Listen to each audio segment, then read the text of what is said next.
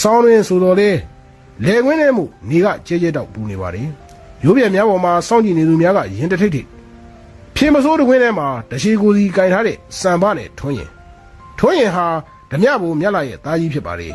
အသက်73နှစ်သားကလေးကဖခင်နဲ့အတူဓမြတိုက်လိုက်ခဲ့တဲ့အတွက်သားကောင်းရတနာလေးတွေဖြစ်ပါတယ်စစ်မဖြစ်ခင်ကမူကော်မူးကမှာဓမြမှုနဲ့ဖမ်းခံရပြီးစစ်ဆဖြစ်ဆမှာအချုပ်ဖောက်ပြီးပြေးလာခဲ့သူဖြစ်ပါတယ်အခုတော့ရန်ကုန်လူမိုက်လောကမှာကျင်လည်ခဲ့သူစံပနဲ့ရွာလူမိုက်ဓမြထွန်းရင်တို့ပစိုးတကွင်းထဲမှာလက်တစ်ဖက်စီကပစိုးစာများကိုကန်ရင်လက်တစ်ဖက်စီမှာတရှိကိုစီနဲ့ဦးမြလာကဥပိုးစင်နဲ့ဖိုးတို့ရှိကကြိုရောက်နေပါတယ်ဦးမြလာကလှန်ရှည်ကြီးကိုဝင့်လျက်သူတို့နှစ်ယောက်စီကိုခြေလမ်းကျဲကြီးများနဲ့ရှောက်သွားပါတယ်ဖိုးတို့လွယ်တဲ့လက်၌က6လုံးမျိုးတဲ့ကိုအသင့်မောင်းတင်ထားပါတယ်ထို့နောက်ကနေကတ်လိုက်သွားပါတယ်ဥပိုးစင်ကလူကြီးနောက်မှပတ်လျက်ဦးမြလာရဲ့မျက်နှာချင်းဆိုင်တဲ့နေရာမှာနေရာဝင်ယူလာပါရဲ့ဟေးနွားနှကောင်ထိုးမယ်ဆိုထိုးလေကွာဘာလုပ်နေတာလဲ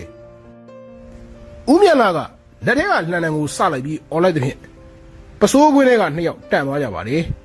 ပစိုးကွင်းသာအကွာဝေးမှာတရှိကိုစီနဲ့ကိုယ့်ရုပ်ကာယဖြစ်နေကြပါတယ်ဦးမြလာကစံမကိုလက်ထဲကလှန်တဲ့တရှိကိုရိုက်ချလိုက်ပါတယ်လမ်းမတော်ဖိုးတို့ကအိတ်ကတဲ့က6လုံးမျိုးကိုလွယ်အိတ်နဲ့ကွဲကားလှစ်ကလေးထုတ်လိုက်ပါတယ်ဥပိုးစင်ကလည်းခါးကြားကထင်းခွဲဓမ္မကို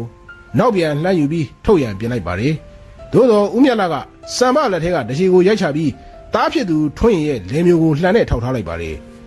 ဖိုးတို့ကတနက်ကိုအသာပြန်သိမ်းလိုက်ပါတယ်ဥပိုးစင်ကလည်းလက်ကိုအသာရှိပြန်ထုတ်လိုက်ပါတယ်ဟဲ့အောင်ထွန်းရင်ဒါငါ့ကိုဖိုးစင်လာအပ်ထားတဲ့ဧည့်သည်တွေကမင်းဘာလူဝါတာလဲအခုချက်ချင်းဓာတ်ချစမ်းထွန်းရင်ကသူ့အဖေကိုပေကက်ကနဲ့ကြည့်လိုက်ပါတယ်တဲငါထိုးလိုက်ရဦးမြတ်လာကလှန်သွားနဲ့ထပ်ဖိလိုက်ရင်ထွန်းရင်ကဓာတ်ကိုလက်ထဲကချလိုက်ပါတယ်လာစမ်းတဲ့ကောင်လုံးဦးမြတ်လာကပစိုးကွင်းကိုစောင့်ဆွဲလိုက်ရာနှစ်ယောက်စလုံးဦးမြတ်လာထံပါလာပါတယ်ဖြောင်းကနေရိုက်တံတစ်ချက်ထွက်လာပြီးစံပါရောထွန်းရင်ပါလဲထွက်သွားပါတယ်ဒါမင်းတို့ရံဖြစ်လို့ရိုက်တာမဟုတ်ဘူး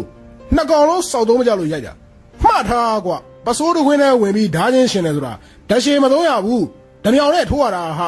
အခုမင်းတို့ဟာပစိုးတခွင်းထဲကိုဓာရှည်ကြီးတွေကင်ပြီးကိုယ့်ရုပ်ကရနဲ့ဟန်ရေးပြနေတာယောက်ျားချင်းဖင်ခံကြမလို့ကြနေတာပဲဦးမြလာကဖိုးတို့ဘက်ကိုလှည့်လိုက်ပါတယ်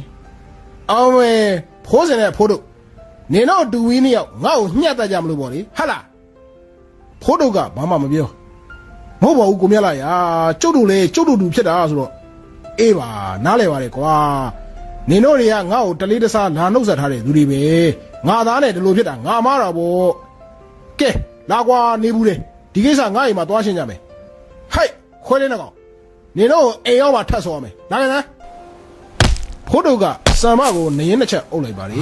စံမငိုက်ဆိုင်နဲ့ပါလာပါလေ